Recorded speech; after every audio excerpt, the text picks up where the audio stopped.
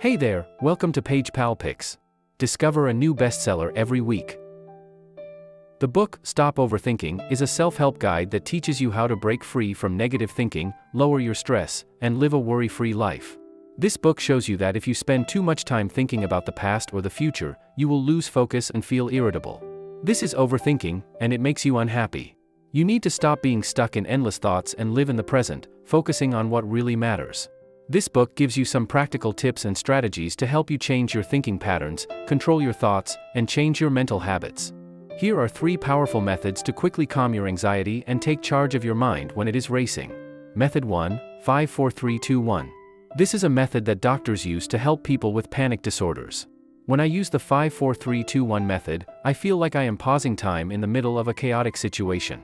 The 5-4-3-2-1 method works like this: you slowly count down from 5 to 1, and as you count down, you use each number as a cue to use one of your 5 senses. For example, 5, look at 5 different things around you. 4, listen to 4 different sounds. 3, feel 3 different sensations. 2, smell 2 different smells. And 1, taste 1 thing. If you are sitting in your office, you can do it first looking at the tree outside your window, the clouds in the sky, the pin on your desk, the picture on the wall to your right, and the coffee cup on your desk to your left. Then, listening to the air coming out of the vent in the ceiling, the voice of a coworker, your breathing, and the hum of your computer fan. Next, feeling the pressure of your body against the chair, the fabric of your shirt on your skin, and something you can touch, like a pen or a coffee cup. Then, smelling the air and your deodorant or perfume. And finally, tasting the coffee in the glass in front of you. If you don't have a drink in front of you, you can pay attention to whatever flavor is in your mouth. You will find that your mouth has its own taste. This 5-4-3-2-1 method uses the fact that you can only be aware of one thing at a time, either a thought or a sensory experience. You can think of your awareness as a special ball that can move in and out of your body. When you are lost in thought, that ball is in your brain, bouncing around with all the what-if scenarios. What if this happens? What if that happens? What if I had done things differently? But if you take a second to notice the details of something in your environment, like the wood grain and colors on your desk, your ball of awareness moves out of your brain and over the desk. Now, you are not trapped by thought, because your awareness has moved away from your mind.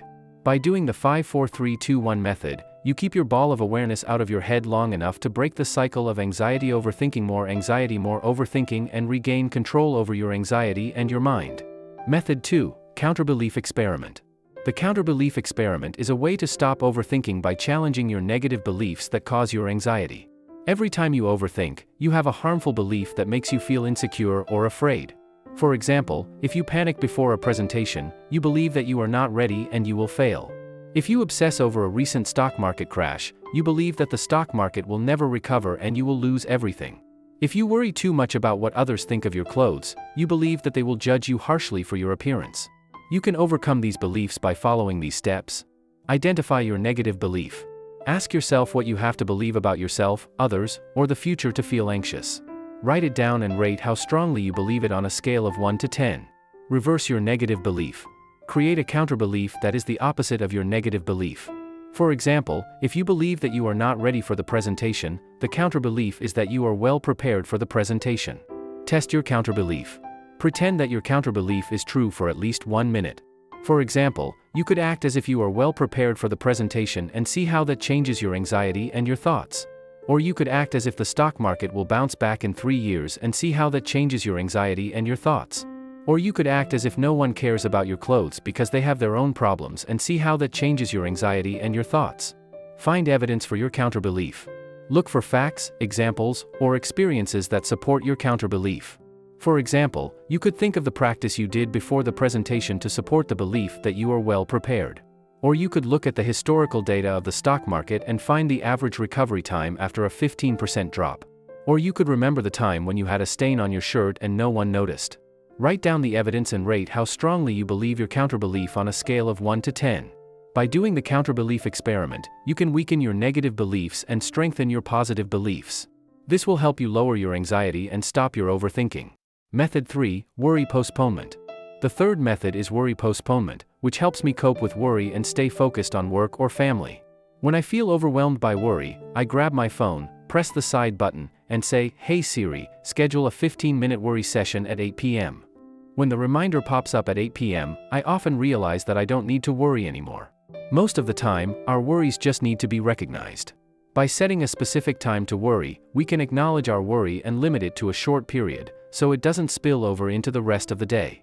The author Nick Trenton says that worry postponement is a very direct and effective way to stop anxiety spirals. We can't always get rid of worry, but we can control when and how long we worry. In the end, we overthink when we are anxious, but trying to think our way out of anxiety only makes us overthink more and lose control of our mind. When our mind is racing, we can reduce our anxiety and take charge of our mind by either using our 5 senses as we count down from 5 to 1, identifying the belief that causes our anxiety and then testing a different belief, or postponing our worry to a later time in the day or week. This is the main idea that I learned from Stop Overthinking by Nick Trenton.